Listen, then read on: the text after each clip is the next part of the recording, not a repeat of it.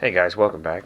This is going to be the first video in a series of how-to videos, and this one, as I'm sure you probably caught from the title, is going to be how to remove rusted fasteners. This procedure, although I'm removing nuts in this case, also works for, I've used this same procedure to remove exhaust studs out of exhaust manifolds that were rusted in, bolts that are, rusted.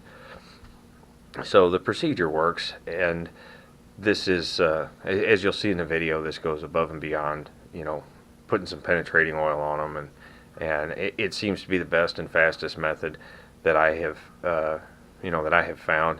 And it's no big trade secret or anything. It's just something that people don't realize, and they get frustrated, and it just doesn't turn out well. So hopefully you guys will enjoy this series of videos. Keep your eyes out for the next ones in the series. I'm not sure whether I'm going to do one a week or more than one a week. It just kind of depends on how things work out. But most of the series is I'm going to try and shoot it so that you can do all of these things with tools that most people would have or could afford. And if there are specialty tools, most of the specialty tools that you will need, you can rent as a loan-a-tool from any local auto parts store. At least in the United States, most of the big chain auto parts stores do a loan-a-tool program where you go in, you pay the price that the tool would cost, but then when you return it, you get all that money back as long as you return it in good serviceable condition and it's not broken. So with that thought in mind, guys, I'm going to jump right into the video. Please keep your eyes open for the next ones as they come out, and like I said, I hope you enjoy it, and I hope you guys can learn something from it.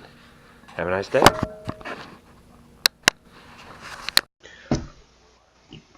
Alright guys, here we go. The first thing I always do when working with fasteners that I know go through and soak them in penetrating oil, even if they don't look rusted and I know they haven't been off in a while. I'm going to soak them down with penetrating oil and give that as much time as I can to soak in. In this case, I only had about a half an hour to let it soak while I ordered some parts and a few other things. And I've cut out the parts of the video that aren't relevant to the how-to video that I'm doing today. That way you can see just what I'm trying to show you how to do, and you don't have to sit through a whole bunch of everything else. Now, I let them soak, and I came back with my little 3/8 battery impact. This only gets out roughly. I think the battery was getting a little bit low, but I hit it and it didn't do anything. It didn't even budge it. So the half-inch big snap-on air half-inch impact gun out. This thing puts out about 8 times as much torque as my little battery gun. And as you can see here, and just put the correct size socket on there. As soon as I hit it, the socket spun nut, took the corners off of it. So I headed over to the toolbox and I grabbed the socket that was smaller. Now, sometimes this trick works. In this case, it didn't. But you take one smaller socket and you beat it on the nut. You take a hammer and actually physically beat it onto the nut, and that you can, a lot of times then you'll be able to break it loose. Now I was having trouble actually hammering it on because the exhaust system, of course, is moving. Every time you hit it, it bounces, so you don't get as much force. But I hit it with the gun and it spun as well. So at this point, I am not messing around with this thing anymore. If I do, I'm going to waste my time on it. So I grabbed our set of oxyacetylene torches, and here's where I know you're saying I don't have a set of those. Those are expensive. You don't need them. You can go to local big box hardware store and most of your little chain hardware stores. You can propane one of those little pro torch setups for $20–25 max. MAP gas works even better than propane because it burns hotter. But just, any kind of torch like that'll do. You could probably even do it with butane micro torches, but you better have some extra butane on hand because it's going to take a little fuel. Now, what you're seeing right now, I've kind of jumped around a little bit because I've already used this procedure to remove 4 of the nuts that were rusted on and rounded off. The only reason I'm showing you these last 2 is because they were in the area where I could get the best video of exactly what I was doing, where you could see it, because earlier on in the video they were up in the vehicle more and they were harder to get to.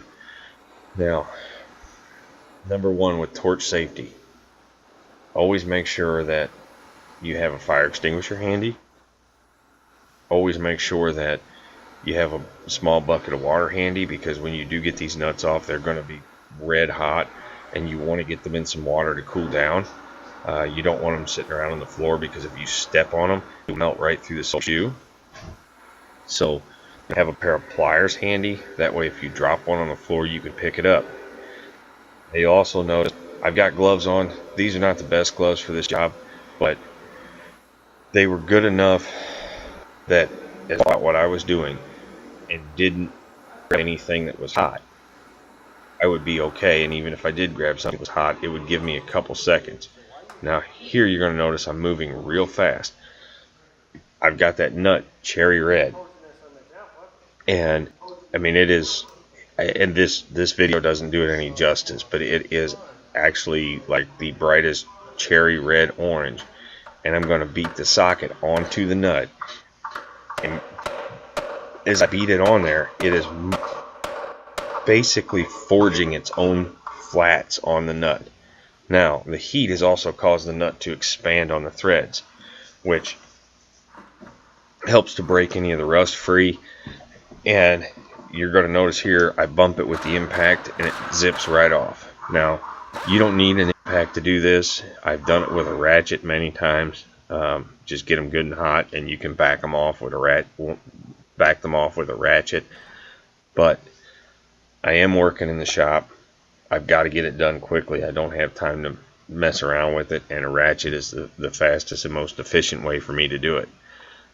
Or excuse me, an impact. But if you don't have one, it works just fine. Now, one other safety tip. You'll notice I do have tinted safety glasses on. This is because even though it's not the same as, say, arc welding, the torch is very bright, and without the tinted safety glasses, or say a shade 4 or 5 lens in a set of cutting goggles, you will be seeing spots later. So even a pair of sunglasses will help, but you know, anything with a tint. Now, as you watch on the other side, I'm going to explain a little bit more. As I'm putting heat on it, I'm continuously moving the torch around so that I try and heat the whole nut evenly. Now, I've already checked the vehicle here. I know there's no flammable material above the catalytic converter. I've got a heat shield above it to protect the underside of the vehicle, trying to direct the heat away from any of the major body panels. But even with a propane torch, you could still do the exact same thing that I'm doing here. It's going to take you a little bit longer to get them as hot as I did, but it will do it. I've used them many times. But just keep working that heat around that nut to try and heat it as evenly as possible. And if you can't get it all the way around the nut, at least try to heat the lower portion of the nut and move the heat a little bit to help it. It'll take it a little bit longer, but you have to remember, heat rises. So if you heat the bottom of the nut, the heat will rise up through that nut as it tries to escape. So there again, just get it good and hot. The one I'm working on now was actually cone shaped. It was sorted, and these were originally 15 millimeter nuts. I actually had to use a 13 millimeter socket on this one because it was so small that the 14 millimeter socket, when I put it on, would spin freely by hand. Now you can see I've got it good and hot. Here in a second, I'm going to knock the socket on there and it spins right off. So guys, hopefully this helps you out some. If you have any questions, drop them in the comments section if maybe you think there's something there again, give me a thumbs up, guys. Like the video, click the subscribe button for me, and keep your eyes, because I'm going to try and post some more of these how-to videos for you. Hopefully they'll help you. If you have any ideas, maybe something that you would like to see me do a how-to video on, drop a link in the comment section or drop me a note in the comment section, and I'll definitely see what I can do to put something together for you. So hope you